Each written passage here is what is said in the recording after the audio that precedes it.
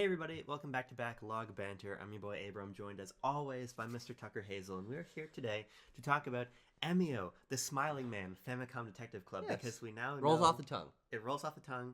It uses both an N dash Yes. and a colon. Oh. That's how you know a title is That's good. how you know it's a good name. Yes, Emio, the enigma of the past 7 days has been revealed to be Famicom Detective Club.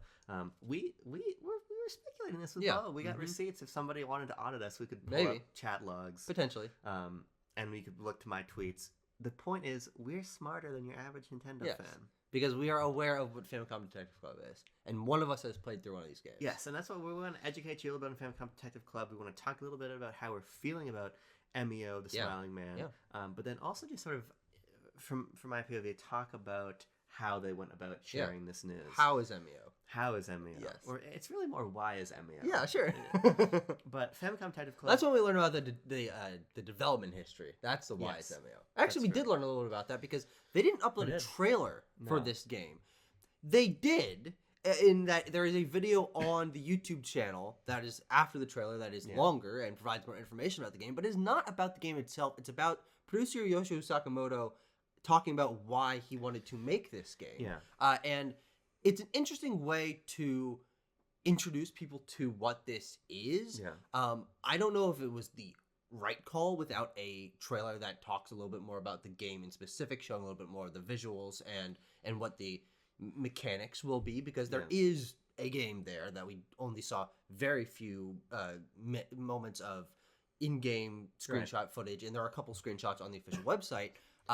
But what do you think about the fact that they went with that instead of It's the only way to do it, in my opinion. Sure. The more I think about it, it's a visual novel. Yeah. Visual novels aren't exciting. Sure. And this is just me making a blanket oversimplification I'm going to make anyway. Yes. To your average person, myself included, what are you going to do? You're going to show me a 90 seconds of like text? Yeah. Ultimately, I don't think that is actually nearly as exciting a way to convey this information as bringing Yoshio Sakamoto, who in this game is really speaking just to hardcore Nintendo fans, who everyone has deep reverence for. Get him on camera again. Yeah, definitely. Get him talking about how this game sort of closes the loop on a 30-year story in his career. Yeah. So I think that this was actually the right way to go about it. Then have the website up right after so you can look at the screenshots and say, yep, that's a visual novel. Yep, that's the same UI as the remakes. Yep, same art style. Exactly what probably Mage is making it. Probably Mages, and obviously EPD7, which is Sakamoto's EPD group. Which is probably just him and a couple of wacky characters making a couple games every once in a while. Yeah, it'd be interesting to go look at the credits for the remake Famicom Detective Club games and see how many people from Nintendo worked on that. But obviously Sakamoto did, because Sakamoto worked on the OG titles on Famicom Disk System. These games also got like a million billion ports in like iterative versions. On like the Satellaview, they came back out on GBA. They've been re-released on Virtual Console, but obviously the big re-release was this is just behind Super Mario Brothers in terms of Nintendo re-releasing their games. Those lazy, repetitive hacks. It's actually very. Let's say compelling how many times they've chosen to re-release Famicom Detective Club. I'm getting ready for the complete deep dive either from John Cartwright or Josh Goldie about the history of the remakes of those games. It's actually in some ways sort of like the arms race, you know, in the 60s. Because they're both working. You know what I'm talking about? It's about who gets the bomb first. Not the 60s, like the 40s. This is of nuclear importance. Yes. This is a Cold War arming up. Well, you say that, and I'm actually going to focus back on the game, which is, this is, to me, one of the most interesting announcements of this year. I think that the way that they rolled this out with the teaser last week, getting people talking a lot about a horror game from Nintendo. Is this externally developed? There's a lot of talk about what the development team might be that led to unearthing of other information about possible future Nintendo-related games.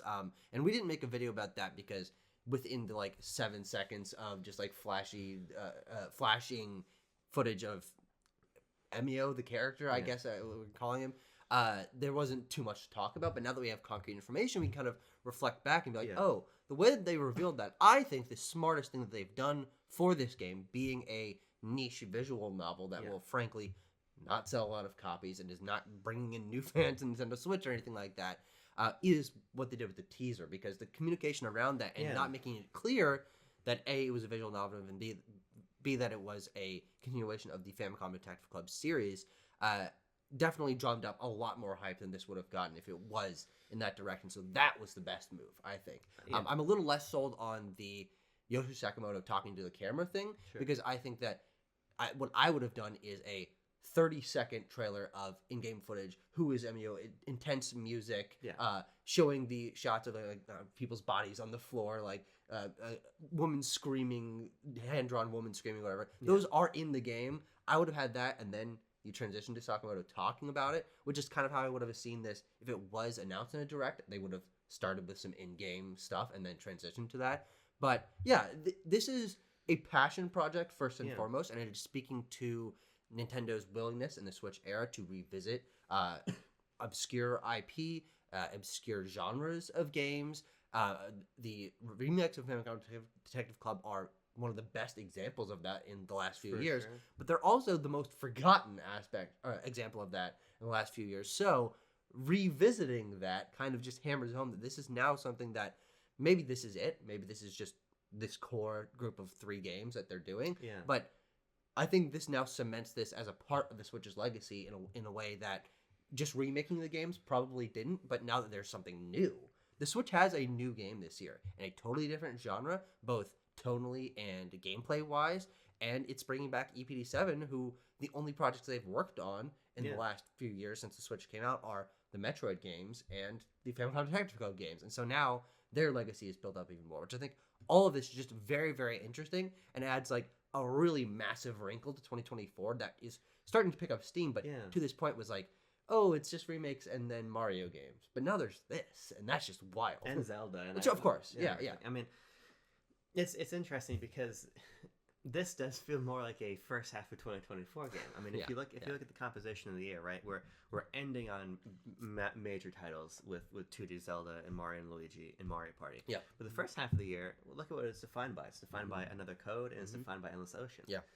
So Famicom Detective Club is certainly in that tradition, and so it's very interesting to see Nintendo's impulse as the generation is winding down to backfill with new small games as well, or Another Code obviously is a remake collection, but but maybe new games coming in that series. But even if it doesn't, I mean, that is about as close to a reimagining, overhaul, oh, of course, oh no, total redux that you can get. It's basically a new game, just same story. Yeah, so I think that these are the sorts of games that add a lot of texture to a Nintendo library, and I think that the sort of games that really reward your engagement with Nintendo. And right? Nintendo's history as 100%. well. 100%. I mean, this is not a game that's going to speak to your average player. This is not a game that I think is going to really push too far beyond 1 million units. We know, I think it was Josh Goldie was saying on Twitter that Famicom Detective Club actually underperformed the remakes, underperformed Japan. Yeah. Why... And I think there's a chance that this doesn't fall into that same trap. Because I think it's been marketed a little bit smarter in terms of drumming up excitement with that tease. And I think that there's probably a chance that they will be continuing to put out a little more information. And one thing that I do know from watching either Josh Goldie's video about this or someone else's video about this, there's a lot of people smarter and more knowledgeable about Japan and Japanese culture than me making videos last week. Yeah. But it's that in, I believe, August or September or something, there is a sort of spooky related Halloween-y kind of holiday where folk stories and things like that are very, very popular, and people just start like watching horror movies and making horror like radio shows and things like that. And so this is releasing on August 29th, both digitally and physically, even in the US, which is something that the remix of the Famicom Detective Club games didn't get. And so this is the perfect time to do that, and I think coinciding it with that holiday or season, I really don't know what it is. I heard it and I internalized part of it, but I didn't internalize the whole thing. You had enough. That is as good as this game is going to get in terms of drumming up excitement. No, that's a really good point. Which is smart. I mean, so to bring it to me, to be selfish, I bought the Famicom Detective Club games. Yeah. I don't remember if I bought both. You did. There's probably a bundle deal. Yeah, there is. Well, because if you bought one, you got the other one for cheaper. The other one was still full price. The first one was full price, and then if you bought the second one, it's like $15 off. I see. Yeah, well, I believe if you buy them together, they're $60, $70, something like that on the eShop. Either way, I bought one of them because I was intrigued. I had been covering it for CBR a little bit, talking about the sort of historical importance of these remakes happening. And then when I actually played the games, I kind of didn't really. Yeah. I didn't play enough to even say that I played them. Really, sure. I probably played them for 45 minutes, and it's like, this is kind of boring. Mm-hmm. You know, I don't really like visual novels overall, but if I am compelled by them, I'm more compelled by like the Great Ace Attorney Chronicles, which I played on Switch a little bit of and enjoyed because there's a lot more of a dynamic sense to those games. Definitely. And by merit of remaking Famicom titles, sort of with a lower budget for sure, I didn't feel like the remakes had that same sort of pomp and circumstance that like an Ace Attorney does. And I definitely agree with that. Yeah. I played through The Missing Heir, which I believe is the first one. Yeah. On your account, so one of us got some of your money's worth. My account completed that game. Yes. That's true, actually. Yeah. So on the digital receipts, when people are doing like digital archaeology, and when you're auditing the games I've played, I'll get the credit. But what's interesting is I agree completely about the fact that the visual novel can compel me. I've enjoyed Phoenix Wright games. I've enjoyed Doki Doki Literature Club. I've enjoyed other games in that area, but these games being based off of Famicom games means that the puzzle design and the storytelling and things were limited by it's also quite esoteric. The puzzles. Yeah, definitely. It definitely felt like a game that came out a long time ago. And also even these aren't exactly the same visual novels, but but Trace Memory, which I played on DS, I didn't play the remake, Another Code Recollection, but that was more compelling. And so I feel that the visual novel has expanded past what the Famicom Detective Club, the original games, were doing, which is to the point that was their old games, and they did not have the lineage to learn from. But and they did a little bit in the remakes, but I think that this game could be a lot more interesting, not only because it seems like it's going to be a little bit more daring in its subject matter and tone, and definitely feel more distinct from other Nintendo titles releasing now, but hopefully being developed from the ground up on modern hardware and with more modern sensibilities and with the learnings of other visual novels. I think that this could be more engaging on a gameplay and a narrative level, which makes me really excited because, again, I did play through that game, one of those games. I don't remember a lot about it. I don't remember liking it very much, but this intrigues me a lot more. Yeah, and so I just wanted to check quickly. The price for Famicom Detective Club Missing Heir was $34.99. Yes. They're both $34.99. Together, they're $60. There we go. You get $5 off. You get one of them. You get $10. You get $10 off the combo. You're right. That's what it is. Yes. Yes. Okay. Math check. Yes. Skill check this morning. Break check. But we know that Emio, the Smiling Man, is actually going to be $49.99. Yes. So it's a more expensive game. Mm-hmm. Again, to your point, we have not seen much of the game, and maybe a more gameplay. I shouldn't say that. It's gameplay. It is gameplay.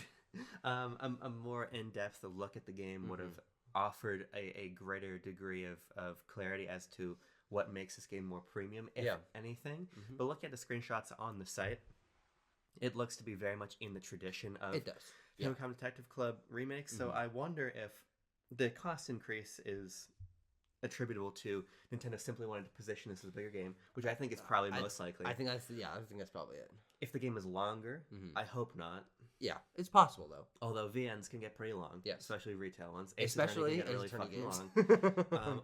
Or if it's a more in-depth game mechanically in some way, which is also possible. I think that there's a solid chance that the puzzles are more involved and narrative choices, maybe branching paths and things like that. I think it's very possible, if not likely, that also increases the scope of this game. So even if it's not, I don't think it's gonna be like a 20-hour game or anything like that. But even if it is 8 hours long, which would still be pretty long for a game like this, it'd be about the maximum length that I would want to play a game like this. I think that's a good way to put it. If there is a little bit more in-depth puzzle solving and maybe some narrative path choices and things like that, that would certainly help sell me a little bit more on this game. Yeah, I mean, something I wanted, and Josh had mentioned this to me on Twitter when we were going back and forth a little bit about the idea of this being an EPD7 visual novel, is he was mentioning that he hoped, before we knew what this was, that it would be a little bit more of an adventure game, a little bit more interactive, actually a lot more akin to Another Code. Yeah. But we have no indication that's the case. And I think that's the only screenshots we have look basically exactly like the remakes. Yeah. And here's where my biggest wrinkle with this game comes in. Yeah. Ultimately, it's not a major issue, but I do have to say that in one solid way, I find this game pretty disappointing. Sure. Is that I was really hoping for this to be a new IP. Yeah. I think that returning to Famicom Detective Club in name, that title, the World Famicom, is in the official title of this game. It'll be on the box art. It's on the eShop page. All of that, I think, is exciting because it shows that they're willing to revisit old IP. Again, the thing about new tones, new genres, that is very important. And I'm going to play this game. I think it's interesting. I think it's exciting. But I think the fact that it is Famicom Detective Club holds it back in a small way from being something that feels totally fresh. And if this was Emio the Smiling Man, no Famicom Detective Club, it was basically in the same gameplay style, but was not in that same world. Emio was a totally, or whoever the protagonist was a totally new character with a new design, and this was a new world. I would just find that more compelling. Sure. I would find that to be something that this is part of the Switch's legacy of introducing new characters to the world of Nintendo, but it only half does that now. Emio, the character with the paper bag on the head, that's interesting. That's an image, but it's bringing back the old characters. It's continuing the story. I just think that holds it back from feeling like something totally fresh for Nintendo's legacy. But it doesn't ultimately matter. I just was really hoping for a late generation new IP, even if it is a spiritual successor built in basically the same way as those remakes. I really wish that it was a new IP. So yeah, the reason I wouldn't think that would work is because if you're gonna get that close, it should just be Famicom Detective Club. I think the problem with how they've illustrated Emio is that there was no indication from that early trailer that it would be Famicom Detective Club. Yeah, sure. The reason I suggested to you and Bo that it might be something like this is because there was no gameplay in there. Sure. And of course, to me, the complete absence of gameplay suggested that this wasn't going to be that gameplay exciting. It wasn't going to be a big third person Resident Evil, Silent Hill sort of thing. In the tradition of RE2 remake game. I was like, there's a really good chance that this is going to be something like this. Yes. And you were right. Yeah. And so I didn't get my hopes up that far. And again, I want to make it clear. My problem is not that this game is a visual novel. Yeah. My problem is that this is another Famicom Detective Club game instead of just Emio the Smiling Man. And I sympathize with that to an extent, but this is also the first one in like 30 years. Of course. And so it's not. I'm not saying that series is running to the ground. I think the point is more like, to me, reviving a series this old or starting a new IP is almost 6 of one, half dozen of the other. Yeah. Regardless, it is Nintendo stepping outside of what traditionally works. Totally. To me, the value of new IP isn't that it's new. The value of new IP is that it forces Nintendo to try something different. Sure. And I think that you can apply that same sentiment of trying something different by reviving Famicom Detective Club. Yeah, that's totally fair. You're taking Sakamoto away from Metroid. He very easily could have, and I think he probably has been working Metroid 6 and Mercury Steam. For a long time, yes. But the point is, instead of just... I bet that game's coming out next year. To remind everyone, the Famicom Detective Club games, remakes, and Metroid Dread released in the same year. So his working on this does not preclude Mercury Steam and Metroid 6 from coming out within the next 12 months. I definitely agree with you, but I think my point is more like they could have just said, okay, Sakamoto, Dread was huge, Prime 4 has got a lot of motion, you're just going to do Metroid now. But instead, they made the space for him to do this. And it was somebody, I think it was Andy Robinson on Twitter, made an interesting assessment that we're really at the end of the creative careers for a lot of people like Sakamoto. Yeah. There's going to be a time in the Switch era, as morbid as this sounds, when Sakamoto's sadly not going to be with us anymore. Yeah. I mean, he's an old man at this point. Yeah. And so I think the opportunity for him to return to Famicom Detective Club and the opportunity for Nintendo's modern slate to have these visual novels in it is more important than releasing this under a different banner. No, I think you're totally right. And one thing I was thinking about when you were talking about, especially for Nintendo, the idea of a new IP being a chance to try something totally different is that Nintendo, especially in modern times, and I mean this as of the last 15 years or so, only creates a new IP when it's in a genre that they have not done before. And so the idea of that they want to make a visual novel, And well, obviously the idea from the ground up was Sakamoto wants to continue this series, and so there was never the possibility that this was going to be another new IP. That was a narrative I created in my own head. But even if they were going to totally divorce from Sakamoto, create a new Famicom Detective or a new visual novel game, I bet the idea in Nintendo's mind is we have a franchise that that we own and created that is a part of this genre. We're going to make it a part of that IP because that's what we do. When we want to make a new game in a similar genre, we just continue the IP. Instead of creating what I think for me would be a little bit more interesting, different worlds, different characters, different kinds of storytelling, different tones in the same gameplay style, in different IPs, they just continue that legacy forward, which neither option is inherently superior to the other. This is definitely just what Nintendo does. They've been pretty hesitant to start new IPs in similar genres over the last couple generations. Yeah, I mean, even when it's something like ARMS, it's of course effectively different enough. That's a new IP. That's a totally new IP for Nintendo. No, but a 3D brawler like that? Yeah, but what I'm saying is, they've made fighting games. Yeah. They've made games like this, of course, but it's still different enough. Totally. I think you make a good point about any virtual novel is going to circle this grain at a certain point, and it's such a niche genre that I think that part of Nintendo's gambit is saying, well, this IP, Sakamoto... has a legacy, has a legacy that can lend us a little bit of cachet. And I do think that there's a chance that if this were just Emio the Smiling Man and that was it, it would be forgotten in the same way that like Sakura Samurai on 3DS was forgotten. And so I don't again. And let's be clear, still very possible for this game, even though it's a Famicom Detective Club game. And let's be clear, Sakura Samurai is a great game. I don't know, I haven't played it, so I think that ultimately, to me, it really just does come back to Nintendo. Nintendo's strength is in its breadth. Of experiences. And so it's in their breadth of interest. Yes. Breadth of interest. It's in the breadth of the experiences they offer, and it's in the variety of IP they utilize. And so as long as a variety of IP are being utilized and a breadth of types of experiences are being offered, I think Nintendo is in a strong place. And this to me just continues to reaffirm that even as Nintendo moves in a more mainstream direction, and I mean that in the sense of theme parks, in the sense of movies, all this stuff, and their games increasing popularity, they're still making space, right? Absolutely. And part of my issue with the end of last year, as much as I love 2023 and the start of this year, is that we're leveraging Mario to the point of over leveraging to a certain point, because there's just not enough software around that to sort of pad. Yeah, totally. But desaturate. The Mario's the padding. This is like the desaturation Mario. That's the way to put it.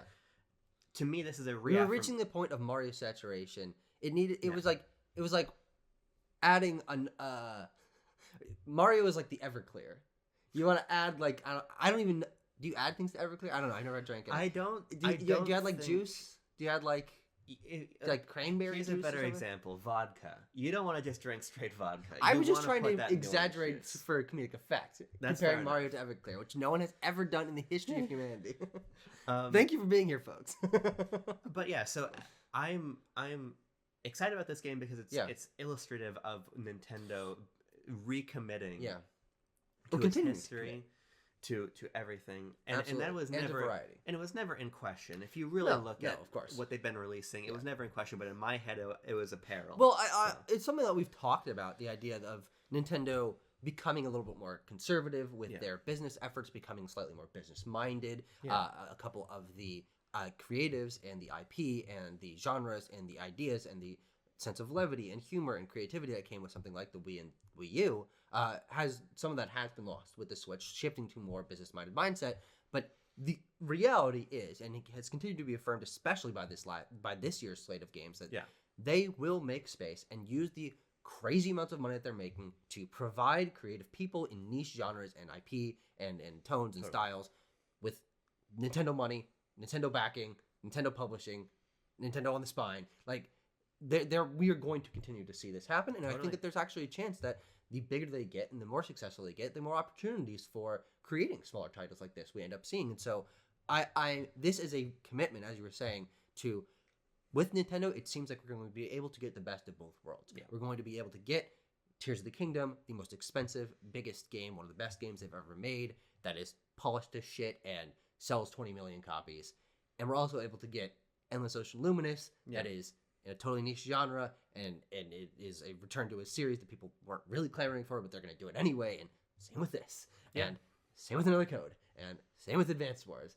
Like, they do have this space, and the Switch's library is really rich because of this. I mean, the amount of times that this depth of revisiting IP has been done from any publisher, from any system, is rare.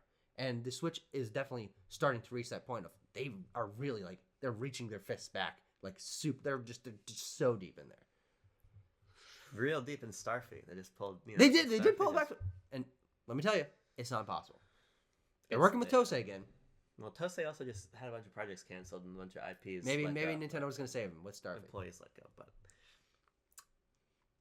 sorry, Tose, we love you.